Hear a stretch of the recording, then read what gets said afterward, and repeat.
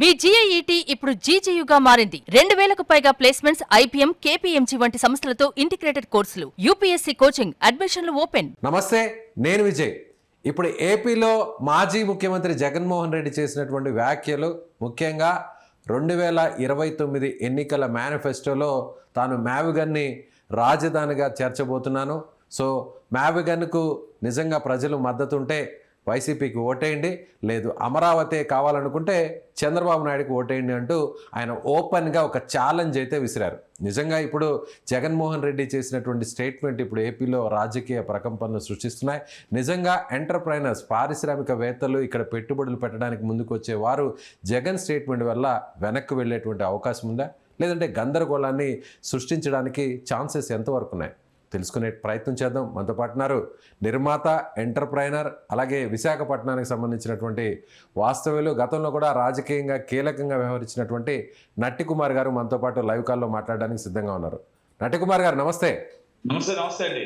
So Jaganmohan Reddy గారి వ్యాఖ్యలు ఎలా చూడాలి అంటే, ఒక మాజీ ముఖ్యమంత్రి స్థాయిలో ఉన్న వ్యక్తి సరిగ్గా ఎన్నికలకి ఇంకా 3 సంవత్సరాల సమయం ఉన్న సమయంలో ఇప్పుడు ఇలాంటి వ్యాఖ్యలు చేయడాన్ని, ఇది రాజకీయంగా ఆ పార్టీకి, ఆయనకు, ఆయన భవిష్యత్తుకు ఇది ప్లస్ అనుకోవచ్చా, మైనస్ అనుకోవచ్చా? ఇప్పుడు దమ్మున్న నాయకుడు అని చెప్పొచ్చు. అంతే అంటారా?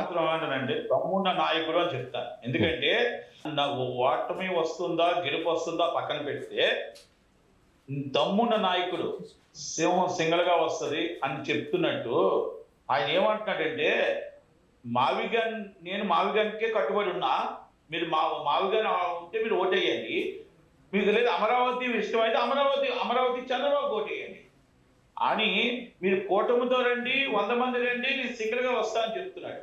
అంటే ఈజ్ ధైర్యం గల నాయకుడు.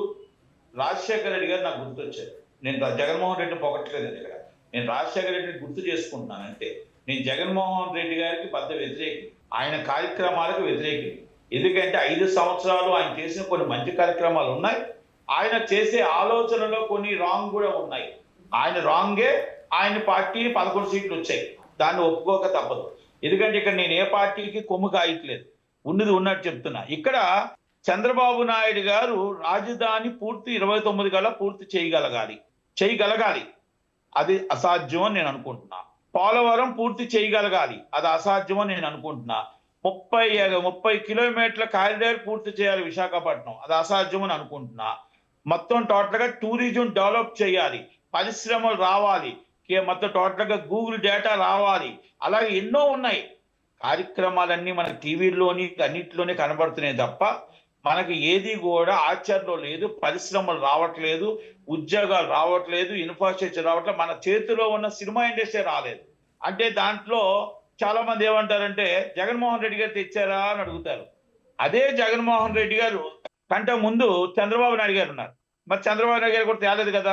కానీ ఆయన మావిగన్ కోసం మాట్లాడేటప్పుడు ఒకటండి, ఆయన మన 2024 ఎలక్షన్స్ లో ఆయన ఒక మాట అన్నాడు, 3 రాజధానులుగా నేను విశాఖపట్నం రాజధాని, మళ్ళా అమరావతి, కర్నూలు అని దాని మీద వెళ్తాను అని అన్నాడు. జనాలు చంద్రబాబు నాయుడు గారి మీద సానుభూతి, చంద్రబాబు నాయుడు గారి అరెస్టు, ఇక ఎన్నో కార్యక్రమాలు అన్ని ఆయన మాకు కొన్ని దానివల్ల ఆయన ఓటమి పాలయ్యవలసిన అవసరం వచ్చింది.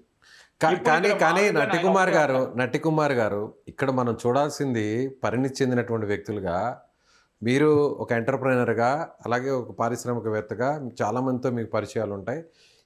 ఇవాళ దాదాపు 12-13 సంవత్సరాలు అయిన తర్వాత, రాజధానిగా మనం ఏపీ విభజన జరిగిన తర్వాత, పొరుగునున్నటువంటి రాష్ట్రాలన్నీ కూడా క్యాపిటల్ సిటీ ఏంటో తెలుసు, ఆ రాజధానులన్నీ కూడా ప్రపంచ స్థాయి నగరాలుగా నిర్మాణం జరుపుకుంటున్నటువంటి ఇలాంటి తరుణంలో ఇంకా ఏపీలో ఉన్నటువంటి రాజకీయ నాయకులు, ముఖ్యమంత్రులు, మాజీ ముఖ్యమంత్రులు ఇంకా ఈ రాజధాని విషయంలో ప్రజల్ని ఎందుకు మభ్యపెడుతున్నారు, దోబూచులాడుతున్నారు, పెట్టుబడులు తీసుకొచ్చే వాళ్ళని ఎందుకు గందరగోళానికి గురి చేస్తున్నారు? ఇంకా రాజధాని విషయంలోనే ఈ కొట్టుకోవడం అనేది కరెక్ట్ అంటారా? మంచి ప్రశ్న మీరు వేశారు. ఈ భారం ప్రజల మీద పడుతుంది. నేను ఇంకోటి మాట అని చెప్తాను, అధికార పక్షం ఎంత ఇదో ప్రతిపక్షం కూడా అంతే. ఈక్వల్ టు అంటే ప్రతిపక్షం అధికార పక్షం కలిస్తేనే రాజకీయం ప్రజలకు ఉపయోగపడుతుంది. ఓడిపోయిన వాళ్ళు అది ప్రతిపక్షం అయితే, ప్రతిపక్షాన్ని అంటే ప్రజల పక్షం అంటారు. ప్రజల గొంతుక మనం వినిపిస్తూ ఉండాలి. అసెంబ్లీలో అవ్వచ్చు, రోడ్డు మీద అవ్వచ్చు. ప్రజలందరూ 5 కోట్ల మంది 6 కోట్ల మంది వచ్చి అధికార పక్షాన్ని అడగరండి చంద్రబాబు నాయుడు గారిని ప్రతిపక్షం వచ్చి అడుగుతుంది. అంటే ప్రతిపక్షం లేకపోతే చాలా డేంజర్. ఈ పరిస్థితి మీకు గతంలో చెప్తాను, ఎందుకంటే నేను ఎప్పటి నుంచి రాజకీయాల్లో ఉన్నానండి. నేను చంద్రబాబు నాయుడు గారి రాజకీయం చూశాను, నేను రాజశేఖర రెడ్డి గారి రాజకీయం చూశాను, అలాగే నేను మొత్తం టోటల్ గా విజయభాస్కర్ రెడ్డి గారు, నేత్రపల్లి జనార్దన్ రెడ్డి గారు, అలాగే అందరు రాజకీయాలు చూసామండి. ప్రతిపక్ష నాయకులను చూసాం, అధికార పక్షం చూసాం. కానీ ఏదైనా అప్పట్లో మాట్లాడేటప్పుడు మనం ఏది చెయ్యాలన్నా ప్రతిపక్షం కూర్చోబెట్టి మొత్తం అధికార పక్షం మాట్లాడి ఇలా చేయాలనుకుంటున్నా, ఈ పెట్టుబడులు వస్తున్నాయి, ఈ విధంగా హెల్ప్ చేయమని, ఈ విధంగా చేయమని, ఈ బిల్లు పాస్ చేద్దాం అసెంబ్లీలోని ఒప్పించి చేసేవారు. ఈరోజు ఆ పరిస్థితి ఉందా అండి? ఈరోజు ఆ పరిస్థితి ఉందా? ప్రతిపక్షానికి విలువ ఉందా అని అడుగుతున్నా, ప్రతిపక్షాన్ని వాల్యూ ఇస్తున్నారా అని అడుగుతున్నా. సెంట్రల్ గవర్నమెంట్ లో ఈరోజు రాహుల్ గాంధీ గారు ఉన్నారు కాబట్టి, ప్రతిపక్షం ఉంది కాబట్టి కాస్తో కోస్తో ఇంకా రాజ్యాంగం అని మన ప్రజల పక్షాన ఇంకా బతికుంది. లేకపోతే పరిస్థితి ఏంటి? సెంట్రల్ గవర్నమెంట్, ఈ స్టేట్ గవర్నమెంట్ కూడా ఎవరైనా అర్థం చేసుకోవాల్సింది ఏంటంటే, చాలా మంది ఓడిపోయాడు కాదు, 40% ఓటింగ్ వచ్చింది. 40% ఓటింగ్ అంటే ప్రజల పక్షం. ఆ ప్రజల పక్షం కరెక్టే. అంటే ఇప్పుడు ఇక్కడ ప్రతిపక్షం ప్రజాపక్షం అనేటువంటి విషయాలు ఓకే, మీరు చెప్పిందంతా కూడా కరెక్టే. కానీ ఇప్పటికీ కూడా మొదట జగన్మోహన్ రెడ్డి గారు ఆయన 2014లో అప్పుడు తెలుగుదేశం పార్టీ అధికారంలోకి వచ్చిన తర్వాత రాజధాని పేరును అప్పుడు అమరావతిగా ఎంపిక చేసిన తర్వాత నేను అమరావతిని సపోర్ట్ చేస్తున్నానని ఆయన ఎన్నికలకు ముందు చెప్పడం జరిగింది. ఆ తర్వాత అధికారంలోకి వచ్చిన తర్వాత విశాఖపట్నం, అమరావతి, అలాగే కర్నూలు అని 3 రాజధానుల అంశాన్ని తీసుకొచ్చారు. ప్రజలు ఇప్పుడు ఆయనకు వ్యతిరేకంగా తీర్పిచ్చారు. మళ్ళీ ఇప్పుడు ఆ 3 రాజధానులు విశాఖపట్నాన్ని పక్కన పెట్టేశారు, మీ ప్రాంతమే విశాఖపట్నం, అలాగే కర్నూలు కూడా పక్కన పెట్టేశారు. ఇప్పుడు కొత్తగా అమరావతికి దగ్గరగా ఉన్నటువంటి ప్రాంతమే, పెద్దగా మనకి అమరావతికి అలాగే గుంటూరుకు విజయవాడకు పెద్దగా ఏమి తేడా లేదు. అమరావతి అంటే నథింగ్ బట్ విజయవాడ, అలాగే గుంటూరు. కానీ ఇప్పుడు కొత్తగా ఈ వీటిని తెర మీద తీసుకురావడం అనేది ఎంతవరకు కరెక్ట్ అనేది ఇప్పుడు అందరూ కూడా మేధావులు అడుగుతున్నటువంటి మాట. మరొక మాట నట్టికుమార్ గారు, ఇప్పుడు అమరావతికి పోర్ట్ సిటీ అంటే మచిలీపట్నం. సో మచిలీపట్నానికి అమరావతికి లింక్ చేస్తున్నామనేది కూడా చెప్తుంది మొదటి నుంచి కూడా తెలుగుదేశం పార్టీ, అలాగే ఇప్పుడు ఉన్నటువంటి కూటమి ప్రభుత్వం. ఇప్పుడు మళ్ళీ కొత్తగా జగన్ వచ్చి చెప్తున్నది ఏంటి అనేది వాళ్ళు అడుగుతున్నటువంటి మాట. ఇక్కడ చాలా వాల్యుబుల్ పాయింట్ మనం ఆయన జగన్మోహన్ రెడ్డి గారు ఇందాక ఇంటర్వ్యూలో నేను చూసాను, వాల్యుబుల్ పాయింట్ మాట్లాడాడు. ఏమంటున్నాడంటే, అక్కడ ట్రేడింగ్ జరిగింది, నేను పెట్టుబడిదారుల్లో ట్రేడింగ్ చేసిన వాళ్ళకి వ్యతిరేకని, నేను రైతుకి వ్యతిరేకం కాదు అని అంటున్నాడు. రైతుకి వ్యతిరేకం కాదు కాబట్టి అక్కడ పెట్టుబడిలో ట్రేడింగ్ జరిగింది. అంటే ట్రేడింగ్ అంటే అక్కడ స్థలాల దగ్గర మొత్తం రైతుల దగ్గర దాచుకున్నారు మొత్తం టోటల్ గా. అది కానీ అక్కడ అమరావతి వస్తే లక్షల కోట్లు ఒక 5-10 మంది చేతుల్లోనే మారుతాయి అనేది ఆయన ఆవేదన, ఆయన ఆరోపణ. దానికి క్లారిటీ ఇవ్వాల్సిన బాధ్యత, క్లారిటీ ఇవ్వాల్సిన గవర్నమెంట్ మీద ఉంటుంది. కానీ ఇదంతా సెంట్రల్ గవర్నమెంట్ తెలియదంటారా? ఏమండి, సెంట్రల్ గవర్నమెంట్ తెలియకుండానే ప్రపంచ బ్యాంక్ నుంచి, నాబార్డ్ నుంచి, ఏషియన్ డెవలప్మెంట్ అథారిటీ నుంచి ఫండ్స్ ఇచ్చే ప్రయత్నం చేస్తుందంటారా? ఏమంటే స్టేట్ గవర్నమెంట్ సీట్ల మీద సెంట్రల్ గవర్నమెంట్ ఆధారపడుతుంది. అన్ని తెలిసే జరిగితే ఈరోజు కోల్కతాలో ఎందుకు గొడవలు జరుగుతాయి? అన్ని తెలిసే జరిగితే మొత్తం ఎంపీలందరూ కూడా ఎందుకు విలనం అయిపోతుంటారు? స్టేట్ ఫార్వర్డ్ గా అడుగుతున్నాను నేను. నిజంగా ప్రతిపక్షం లేకుండా అన్ని దగ్గర చేద్దామని అన్ని రాజ్యసభలు కానీ విలనం చేస్తున్నారు కదా. బీజేపీ వాళ్ళకి కానీ నిజంగా మన నరేంద్ర మోడీ గారికి తెలిస్తే నిజంగా ఇది కరెక్ట్ కాదు, రాజీనామా చేయించి రప్పించండి, ఇది కరెక్ట్ కాదు, మన పార్టీకి బ్యాడ్ వస్తుందని చెప్పుకోవచ్చుగా. అసలు రాజధాని నిర్మాణం అనేది జరగకముందే జరుగుతున్నటువంటి ఇలాంటి పరిస్థితుల్లోనే ఎప్పుడో నిర్మాణం పూర్తయిన తర్వాత ట్రేడింగ్ పేరుతో కీలకంగా ఉన్న ఆ గద్దల్లా కొంతమంది వ్యక్తులే అక్కడ ఉన్నటువంటి ఆదాయాన్ని అంతా తన్నుకుపోతున్నారని, ఎప్పుడో జరగబోతున్నటువంటి విషయాన్ని అసలు రాజధాని నిర్మాణమే జరగకుండా చేస్తున్నారు అనేది ప్రశ్నిస్తున్నటువంటి మాట. ఏమండి, నేను ఒక్క మాట అంటాను. చంద్రబాబు నాయుడు గారు అమరావతి 2029 కల్లా పూర్తి చేయగలిగితే ఎవరు అమరావతిని కాదనలేదు. జరుగుతున్నాయి నిర్మాణాలు, జరుగుతున్నాయి కదా. అది కాదండి నిర్మాణాలు, ఎందుకంటే అండి అది ఎక్కువ డబ్బుతో కూడింది. ఇప్పుడు మనం రాజధాని అనేది చాలా ఎక్కువ డబ్బుతో కూడి మనం పెట్టుకుంది చాలా ఎక్కువ. దానివల్ల ఏమవుతుందంటే ఇప్పుడు 2 విషయాలు ఉన్నాయండి. నేను ఇప్పటికి కూడా చెప్తున్నాను ఏంటంటే, ప్రజల పక్షాన్ని కూర్చోబెట్టండి, అధికార పక్షం కూర్చోండి, మీరు మొత్తం టోటల్ గా అన్ని ప్రతిపక్షాలు కూర్చొని అసెంబ్లీలో ఉన్నవే కాదు, సిపిఎం, సిపిఐ అన్ని కూడా కానీ అసలు అసెంబ్లీకే రావట్లేదు కదా, అసెంబ్లీకే గెలిచిన ఎమ్మెల్యేలు 11 మంది అసెంబ్లీకే రావట్లేదు కదా. మళ్ళీ మీకు అసెంబ్లీ కాదు, నేను చెప్తున్నామంటున్నానండి, ప్రజల పక్షాన అంటే ప్రజా పార్టీలు అన్నీ ఉంటాయి, ప్రజా పార్టీలు కూర్చొని అభిప్రాయ సేకరణ తీసుకొని వాళ్ళని ఒప్పించి పరిశ్రమలు నిలబెట్టి రాజధాని నిలబెట్టి ఒప్పించి మనం చేయగలగాలి. ఈ రోజు కాదండి. అంటే ఇంకా రాజధాని అంటే ఏపీ ప్రజల దౌర్భాగ్యం ఏంటంటే నట్టికుమార్ గారు, ఇంకా రాజధానిని ఒప్పించండి, ఇంకా రాజధాని పేరును అందరి ఆమోదంతోనే తీసుకొని ఆ అభిప్రాయాన్ని అంతా కూడా కంక్లూడ్ చేయండి అనేటువంటి మాట అనేది ఇంకా కూడా దారుణం కాదనుకోవచ్చా? అంటే వైపు చట్టం చేశారు రాజ్యసభలో, అలాగే లోక్సభలో కూడా ఇంకా కూడా దారుణం అంటారు. నేను ఒక మాట అడుగుతా, ఏమండి ప్రతిపక్ష నాయకులు పరామర్శడానికి వెళ్తే గుడ్లతో కొడతారండి, లాఠీలతో కొడతారండి? అది తప్పే, అది తప్పే, అది తప్పే, 100% తప్పే. నేను అడుగుతున్నా, రైతులను అడుగుతున్నా, నేను వాళ్ళకి సపోర్ట్ చేసిన వ్యక్తుల్లో నేనున్నాను, ఇప్పటికీ సపోర్ట్ చేస్తా. వాళ్ళ బాధలు వాళ్ళ కష్టాల్లో సపోర్ట్ ఉన్న వ్యక్తుల్లో నేను కూడా ఉన్నా. వాళ్ళ ఎండకి ఎండి పాపం వానక తెరిచి వాళ్ళ పిల్లల పెళ్లిళ్ళు అవ్వక మొత్తం టోటల్ రాజధానికి స్థలాలు ఇచ్చి ఎన్ని కష్టాలు పడ్డారో ఆ బాధ ఆవేదన మనకు ఉంది. మరి కరెక్టే కదా. మరి వైసీపీ రాజధాని అమరావతి వద్దని చెప్పిన వాళ్ళు ఇదే నాయకులు పేర్ని నాని కానీ అంబటి రాంబాబు కానీ మళ్ళీ ఏ ముఖం పెట్టుకొని ఇప్పుడు అమరావతిలోకి అడుగు పెడతారు?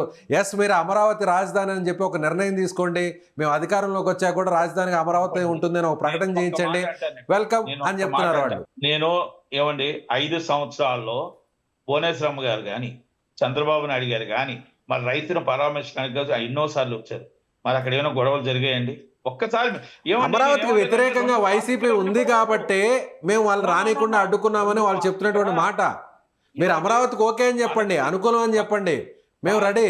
నాయకులతో సంబంధం లేకుండా, బాగా వినండి, రాజకీయ నాయకులతో సంబంధం లేకుండా మన రాజధాని మనకు పూర్తవ్వాలి, మన రైతులుగా మనం ఇచ్చిన స్థలానికి మనకు అభివృద్ధి కలగ మా ఫ్లాట్లు మాకు ఇవ్వాలనే ఆలోచనతో మనం ఉండాలి తప్ప ఏ రాజకీయ నాయకుడికి మనం వంత పాడకూడదండి. ఇక్కడ మన అమరావతి పూర్తి అవ్వాలని ఇప్పుడు మీరు ఓకే, మీరు చెప్పినట్టుగా నట్టికుమార్ గారు, మరి ఇప్పుడు జగన్మోహన్ రెడ్డి గారు చేసిన స్టేట్మెంట్ ఏంటంటారు? ఇది అమరావతికి వ్యతిరేకమైన స్టేట్మెంట్ కదా? టీడీపీకి వెళ్ళాలండి, అది తప్పు అంటాను నేను.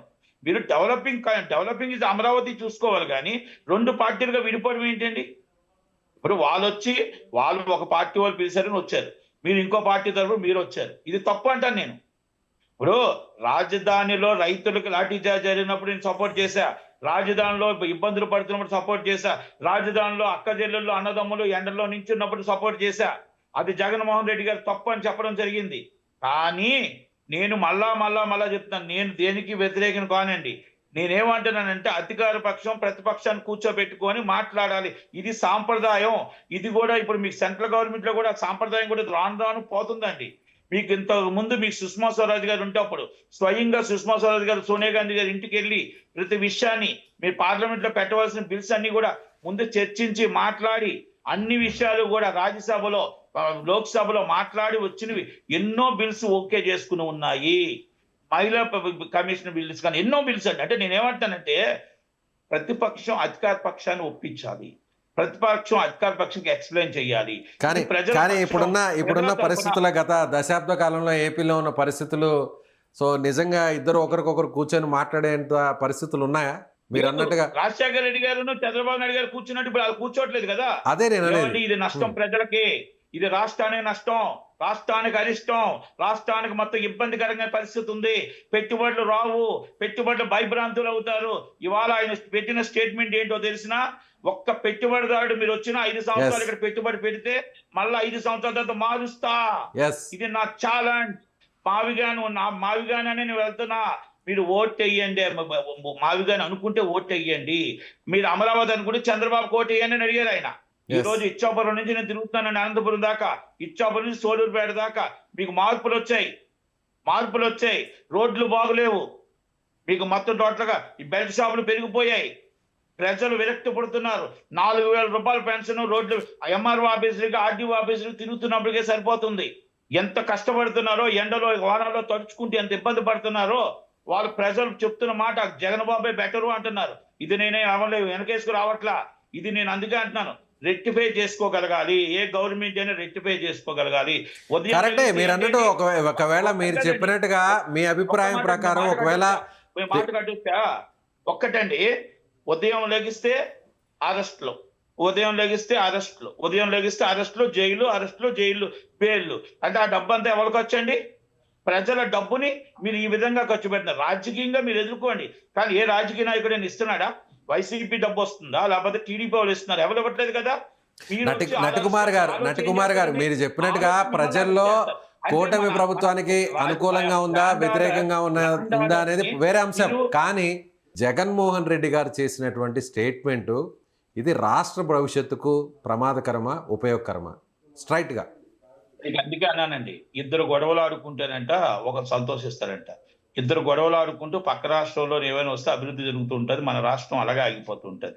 అప్పుడు ఆయన మీకు ఇందాక అదే అందుకే నేను చెప్తున్నాను, మనం ఉదయం లెగిస్తే ఎవరు మాట్లాడు, యూట్యూబ్లో ఎవరు మాట్లాడారు, లేకపోతే నటికుమార్ లోన్ వేసేద్దాం, లేకపోతే ఇంకొకరు వేసేద్దాం, ఇది కాదండి. అది వేరే అంశం, అది వేరే అంశం. నేను మీరు ఒక పారిశ్రామికవేత్తగా, ఒక నిర్మాతగా, ఒక పెట్టుబడిదారుగా మీరు ప్రస్తుతం హైదరాబాద్ లో నివసిస్తున్నారు, విశాఖపట్నం వాసి. మీరు ఏపీలో పెట్టుబడులు పెట్టాలనుకుంటే ఇప్పుడు జగన్మోహన్ రెడ్డి గారు ఇచ్చినటువంటి స్టేట్మెంట్ వల్ల మీతో పాటు ఉన్నటువంటి పెట్టుబడిదారులు ముందుకు వస్తారా, వెనక్కి వెళ్తారా? ఏమండి, ఇప్పటికే ఒక గజం అమ్ముడుపోవట్లేదు, ఇప్పటికే పెట్టుబడి పెట్టాలంటే భయపడుతున్నారు, ఇప్పటికే ఎంఓఏలు చేసుకున్నారు, అందరూ ఒక గజం ఒక శంకుస్థాపన చేయలేదు. ఈ భయంతోనే భయభ్రాంతులై కూర్చున్నారు. 2014 కూడా ఎవరు కూడా శంకుస్థాపన చేయలేదు. 2019 నుంచి వాళ్ళు చెప్పిన పరిశ్రమలు చేసిన ఎంఓఏలు కూడా ఎవరు చేయలేదు. ఇప్పుడు జరిగినవి కూడా అయ్యే పరిస్థితి వస్తున్నాయి. ఒప్పించాలి అంటే సెంట్రల్ గవర్నమెంట్ ఇద్దరిని కూర్చోబెట్టాలి, సెంట్రల్ గవర్నమెంట్ భరోసా ఇవ్వాలి, సెంట్రల్ గవర్నమెంట్ రాష్ట్రాన్ని అభివృద్ధి చెందించాలి, పోలవరం పూర్తి చేయాలి, అమరావతి పూర్తి చేయాలి, అలాగే భరోసా సెంట్రల్ గవర్నమెంట్ ఇవ్వాలి. లేకపోతే ఇక్కడ కూర్చోబెట్టి ఇద్దరిని, ప్రతిపక్షాన్ని అధికార పక్షాన్ని కూర్చోబెట్టి సాల్యూషన్ చేయాలి. ఇప్పుడు ఇక్కడ మావిగానని ఎప్పుడైతే ఒక బాంబు పేల్చాడు ఆయన, ఈ రోజు మావిగా ఒకటే చెప్తున్నాడు, ఆయన చెప్పింది కళాకంటిగా ఆయన ఒకటే చెప్తున్నాడు, నేను మావిగాననే ఎలక్షన్స్కి వెళ్తున్నా, మావిగానుగా మీరు నేను ఓకే అంటే ఓటేయండి, అమరావతి కావాలంటే చంద్రబాబు ఓటేయండి అంటున్నాడు. కానీ 3 రాజధానులు ఎందుకు వెనక్కి వెళ్ళిపోయాయి? 3 రాజధానులు ఎందుకు వెనక్కి వెళ్ళిపోయాయి? అది కాదంటే ఆయన మీ విశాఖపట్నాన్ని ఎందుకు మర్చిపోయారు? కర్నూలు ఎందుకు వదిలేశారు? అంటే ఇప్పుడు ఆ రోజు చెప్పిన మాట అంతా తప్పేనా? ఏమండి, ఆ రోజు ఆయన 3 రాజధానులు తప్పే. 3 రాజధానుల మీద ఆయన ఓడిపోయాడు. ఆయన అమరావతి రాజధాని మీద చంద్రబాబు గారు స్టాండ్ అయి ఉన్నారు, ఆయన గెలిచాడు. ఇక్కడ మళ్ళా ఇప్పుడు మావిగాని అంటున్నాడు, ఆయన ఎలక్షన్స్ లో ఎవరు గెలుస్తారు ఎవరు ఓడతారు పక్కన పెడితే, అభివృద్ధి అనేది కుంటుపడిపోతుంది, పరిశ్రమలు అనేది వెనక్కి వెళ్ళిపోతాయి. ఆ పరిశ్రమలు రావాలి అంటే కూర్చోబెట్టాలి. ఈ విధంగా మీరు కొట్లాడుకొని గుద్దులాడుకొని అరెస్టులు చేసుకొని, ఇప్పుడు నేను మాట్లాడతాను, ఇప్పుడు నేనేదో యాంటీగా మాట్లాడితే నన్ను తీసుకొని లోన్ వేసేస్తారు, లేకపోతే ఇంకొకరు లోన్ వేసేస్తారు, ఇంకొకరు లోన్ వేస్తారు. ఉదయం లెగిస్తే ఎక్కడ చూడు పేపర్ చూడు అరెస్టు, టీవీ చూడు అరెస్టు, ఎక్కడ చూడు పోలీస్ స్టేషన్ చూడు అరెస్టు, జైలు చూడు అరెస్టు. అంటే ఇది అభివృద్ధి కాదండి, ఇది అభివృద్ధి కాదు. తప్పు జరిగి ఉండొచ్చు, నిన్న గత గవర్నమెంట్ తప్పు చేసి ఉండొచ్చు, అంతకుముందు గవర్నమెంట్ తప్పు చేసి ఉండొచ్చు. అంటే మన రివెంజ్లు తీసుకుంటూ వెళ్తే అభివృద్ధి ఎప్పుడు జరుగుతుంది? అభివృద్ధి ప్రజలకు కావాలి, ఇన్ఫ్రాస్ట్రక్చర్ డెవలపింగ్ కావాలి, ప్రజలకు ఉద్యోగాలు కావాలి. ప్రజలు మొత్తం టోటల్ గా 16,000 ఉద్యోగాలు ఒక సంవత్సరంకి ఇస్తే కాదండి, మనం 6 కోట్ల మంది జనాలకు ఎన్ని లక్షల ఉద్యోగాలు ఇవ్వాలి. ఈ రోజు మన సూపర్ స్పెషాలిటీ హాస్పిటల్స్ ఏమున్నాయి, మన కాలేజీలు ఏమున్నాయి, మనం ఈ రోజు ప్రతి దగ్గరికి పక్క రాష్ట్రం రావాల్సి వస్తుంది. కనుక అవన్నీ డెవలపింగ్ అనేది మన గవర్నమెంట్ చూసుకొని మనం ఎలా డెవలప్ చేయాలని ఆలోచించుకోవాలి తప్ప, మనం అరెస్టులు ఉదయం లెగిస్తే రోజుకు 100 మంది అరెస్టు, ఉదయం లెగిస్తే అరెస్టు. ఎందుకండి? నన్నే పెట్టి ఒకరు డబ్బులు ఇచ్చిన పాపానికి నేను ఎవరో ఏంటో తెలియకుండానే నన్నే బెదిరించాడు, తీసుకొచ్చి లోన్ వేసి కాళ్ళు ఎరగొడతానని. నట్టికుమార్ అన్నాడు తెలియదు, విశాఖపట్నం సిపి ఆఫీస్ నుంచి నన్నే తీసుకెళ్లి ఎన్కౌంటర్ చేస్తానన్నాడు. ఏం చెప్తాం? మేము ఒకరికి డబ్బులు ఇచ్చిన పాపానికి మేము యాజ్ పర్ లా లీగల్ గా వెళ్తున్నాం. ఒక సిపి ఆఫీస్ లో కానిస్టేబుల్ అంటే ఏ పరిస్థితికి వెళ్ళిపోయిందంటే, డబ్బులు సెటిల్మెంట్లు కూడా వాళ్ళే చేస్తారా? మేము ఇచ్చిన డబ్బులు లా ఉంది, చట్టం ఉంది, న్యాయం ఉంది. అంటే దీని వెనక ఏమన్నా పొలిటికల్ ఇన్వాల్వ్మెంట్ ఉందంటారా? పోలీసులు వెనక ఏమన్నా రాజకీయ నాయకులు ఏమన్నా ఒత్తాసు పలుకుతున్నారు? పొలిటికల్ కి ఏంటంటే ప్రీ లిటిగేషన్, దాని పేరు చూడండి, ప్రీ లిటిగేషన్ ఫోరం లేదా సిపి గారి ఆఫీస్లో విశాఖపట్నం. అంటే ఫ్యామిలీ కౌన్సిలింగ్, డిస్ప్యూట్ కౌన్సిలింగ్ అండి ఇది, ఓకేనా? అయితే దాన్ని తీసుకొచ్చి మనీ సెటిల్మెంట్లు చేశారు. మేము హైకోర్టుకి వెళ్ళాను, స్టే తీసుకొచ్చాను అనుకోండి, హైకోర్టు ఈజ్ పెండింగ్ కేస్. అంటే నేను ఎందుకు ఈ మాట చెప్పుకొచ్చానంటే, నట్టికుమార్ అనే వ్యక్తి మీదే మీరు ఇష్టం వచ్చినట్టు మాట్లాడి ఒక ఫోన్లో మాట్లాడి ఇష్టం వచ్చినట్టు నేను లోన్ వేసేస్తామంటే ఇక సామాన్యుల పరిస్థితి ఏంటి అంటే లాండ్ ఆర్డర్ ఎక్కడికి వెళ్ళిపోతుంది. మనం ఎందుకు ఈ మాట నేను చెప్పాల్సి వచ్చిందంటే మీకు లాండ్ ఆర్డర్ అదుపు తప్పుతుంది. ఒక సిఏ నాగరాజు గారు అవ్వచ్చు, లేకపోతే సోమని అవ్వచ్చు, ఓకే మనం అవి కదా చూసుకోవాలి, అది కదా మనం కాపాడుకోవాలి. ఒక ఆడబిడ్డను కాపాడుకోవడానికి తిరగాల, లేకపోతే ఎవరో డబ్బులు సెటిల్మెంట్కో లేకపోతే ఇంకొకటో మన ఆటల కోసం తిరుగుతామా అని అడుగుతున్నా. మరి కోర్టులు ఎందుకున్నాయి, వకాల్తాలు ఎందుకున్నాయి, కోర్టు సివిల్ సెటిల్మెంట్లు ఎందుకున్నాయి, ఆర్బిట్రేషన్లు ఎందుకున్నాయి అంటే నేను ఎందుకు అడుగుతున్నానంటే అండి, దాన్ని గట్టిగా చేసుకోవాల్సిన బాధ్యత గవర్నమెంట్ మీద ఉంది. ప్రతిపక్షానికి ఆయుధం ఇస్తున్నాం మనం. ప్రతిపక్షానికి ఆయుధం ఇవ్వకుండా మనం కాపాడుకొని మనం అమరావతి పూర్తి చేసుకొని పోలవరం పూర్తి చేసుకొని విశాఖపట్నం డెవలప్ చేసుకుంటే మీకు 100% మీరు అమరావతి ఓటుగా వెళ్ళటానికి అమరావతి రాజధానిగా ఎవరికి అబ్జెక్షన్ లేదు. ఆయన ట్రేడింగ్ జరిగింది అంటున్నాడు. జరగలేదని మీరు ఎంక్వైరీ చేయండి, జరగలేదని నిరూపించండి. రైతులకు అన్యాయం జరగకుండా కాపాడండి.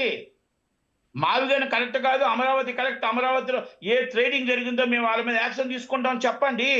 సిబిఐ ఎంక్వైరీ చేయండి, ప్రజలకు న్యాయం జరిగించండి, రైతులకు న్యాయం జరిగించండి. ప్రతిపక్ష నాయకుడు అడుగుతాడు, అడిగే ప్రశ్నకు సమాధానం చెప్పండి.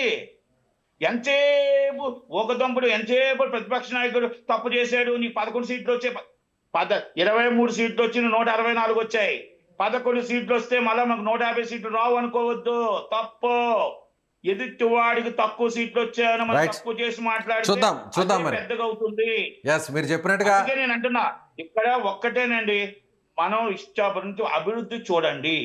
మనం ఎక్కడైనా ఒక ఇన్ఫ్రాస్ట్రక్చర్ డెవలప్ చేసామా, పరిశ్రమలు వచ్చాయా, ఎక్కడైనా మనం స్టార్ట్ చేసామా, ఎక్కడైనా కట్టామా, 29లోగా ఎన్ని లక్షల ఉద్యోగాలు ఇవ్వగలుగుతాం. రైట్, చూద్దాం అది వేరే టాపిక్. నటి కుమార్ గారు మీరు అన్నట్టుగా కంక్లూడ్ చేద్దాం, క్లోజ్ చేద్దాం. ఇదే టాపిక్. అభివృద్ధి ఏమంటే మావిగానైనా అమరావతి అయినా రాజధాని వస్తే అభివృద్ధి చెందితే మన పరిశ్రమలు వస్తుంటే ఉద్యోగాలు వస్తుంటే ఓటు ఎవరికి వేస్తారండి?